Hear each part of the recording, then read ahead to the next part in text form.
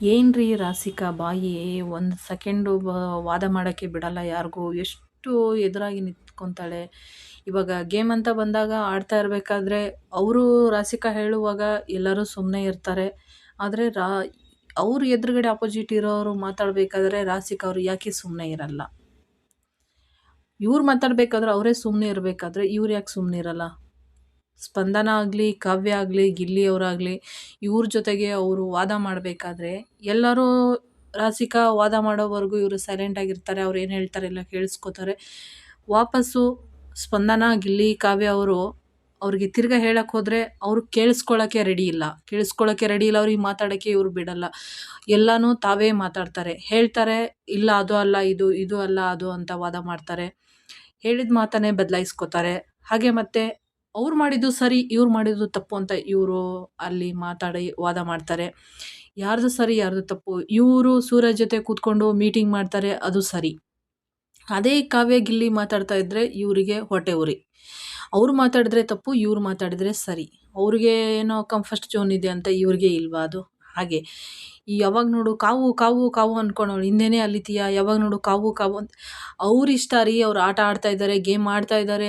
Big boss ಮನೆಯಲ್ಲಿ ಹೆಂಗಿರಬೇಕು ಹಂಗಿದ್ದಾರೆ. ಅವರು comedy ಮಾಡೋಷ್ಟು ನೀವು ಕಾಮಿಡಿ ಮಾಡೋಕ್ಕೂ ಆಗಲ್ಲ. ಅವ್ರು ಮಾತಾಡಿದಷ್ಟು ಮಾತುಗಳನ್ನ ನೀವು ಮಾತಾಡೋಕ್ಕೂ ಆಗಲ್ಲ. ಹಾಗೆ ಅವರು ಯಾರ ಜೊತೆನೂ ದ್ವೇಷ ಕಟ್ಕೋತಾ ಇಲ್ಲ ಗಿಲ್ಲಿ ಅವರು. ನಿಮ್ಮ ಥರ ಒಬ್ಬರ ಜೊತೆನೇ ಕೂತ್ಕೊಳ್ಳಲ್ಲ. ಗಿಲ್ಲಿ ಅವರಾಗಲಿ, ಕಾವ್ಯ ಆಗಲಿ ಎಲ್ಲರ ಜೊತೆನೂ ಬೆರೀತಾರೆ, ಎಲ್ಲರ ಹತ್ರನೂ ಮಾತಾಡ್ತಾ ಇದ್ದಾರೆ.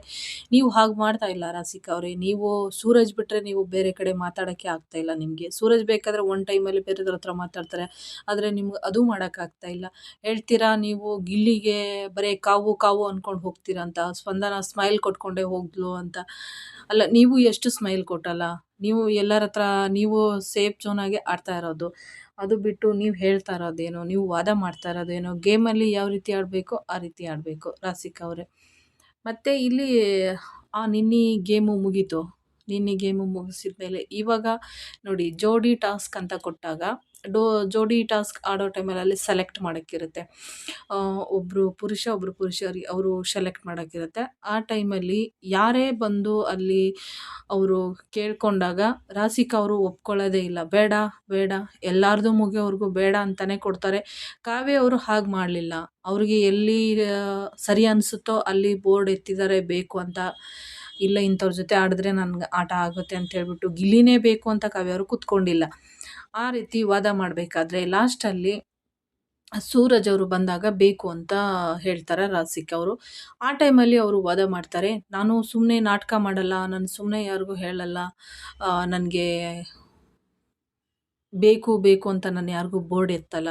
ನಾನು ಯಾರನ್ನು ಬೇಕೋ ಅವ್ರಿಗೆ ನಾನು ಬೇಕು ಅಂತಲೇ ಬೋರ್ಡ್ ಎತ್ತಿರೋದು. ಸುಮ್ಮನೆ ನಾನು ನಾಟಕ ಎಲ್ಲ ಮಾಡೋಕ್ಕೆ ಬಂದಿಲ್ಲ ಅಂತ ಹೇಳಿಬಿಟ್ಟು. ಇಲ್ಲಿ ಕಾವ್ಯ ನಾಟಕ ಮಾಡಿದಾಳಂತ ಇವರ ಅನಿಸಿಕೆ. ಇವರು ವಾದ ಮಾಡ್ತಾ ಇರೋದು ಏನಂದರೆ, ಕಾವ್ಯ ಅವರು ರಘು ಅವ್ರಿಗಾಗಲಿ ಮತ್ತು ಇವರು ರಜತ್ಗಾಗಲಿ, ಅಭಿಗಾಗಲಿ ಅವರು ಬೋರ್ಡ್ ಎತ್ತಿದ್ದಾರೆ ಬೇಕು ಅಂತ. ಅದನ್ನು ಇವರು ರಾಸಿಕಾ ಅವರು ಚುಚ್ಚಿ ಮಾತಾಡ್ತಾ ಇರೋದು. ನಾನು ನಾಟಕ ಮಾಡಿಲ್ಲ, ನಾನು ಬೇಕು ಅಂತ ಎತ್ತಿಲ್ಲ ಅಂತ. ಕಾವ್ಯ ಅವರು ನಾಟಕ ಮಾಡಿಲ್ಲ. ಅವ್ರಿಗೆ ಗೇಮ್ ಆಡೋಕ್ಕೆ ಬಂದಿರೋದು, ಬಿಗ್ ಬಾಸ್ ಮನೇಲಿ ಆಟ ಆಡೋಕ್ಕೆ ಬಂದಿರೋದು. ಅವರು ಇವರು ಅಂತಿಲ್ಲ, ಯಾರು ಕರೆಕ್ಟಾಗಿ ಅನ್ನಿಸ್ತಾರೆ, ಆಟ ಆಡೋಕ್ಕೆ ಸೂಕ್ತವಾಗಿದ್ದಾರೆ ಅವರನ್ನು ಅವರು ಬೇಕು ಅಂತ ಒಪ್ಕೊಂಡಿರೋದು.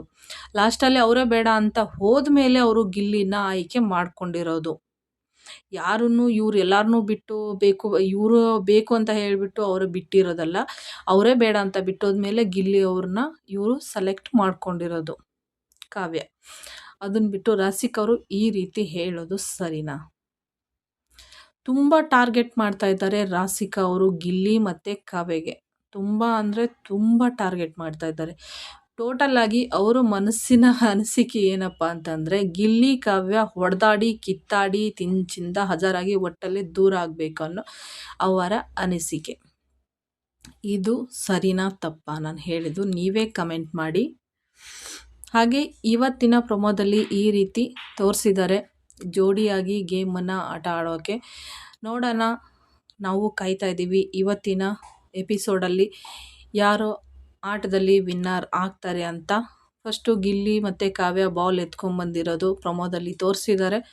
ನಾನು ಕಾದು ನೋಡ್ತಾ ಇದ್ದೀನಿ. ನೀವು ಕೂಡ ಕಾದು ನೋಡಿ ಯಾರು ಇದರಲ್ಲಿ ವಿನ್ನರ್ ಆಗ್ತಾರೆ ಅಂತ. ನಿಮ್ಮ ಅನಿಸಿಕೆನ ಕಮೆಂಟ್ ಮಾಡಿ ತಿಳಿಸಿ. ಹಾಗೆ ನಮ್ಮ ಚಾನಲ್ನ ಸಬ್ಸ್ಕ್ರೈಬ್ ಮಾಡ್ಕೊಳ್ಳಿ.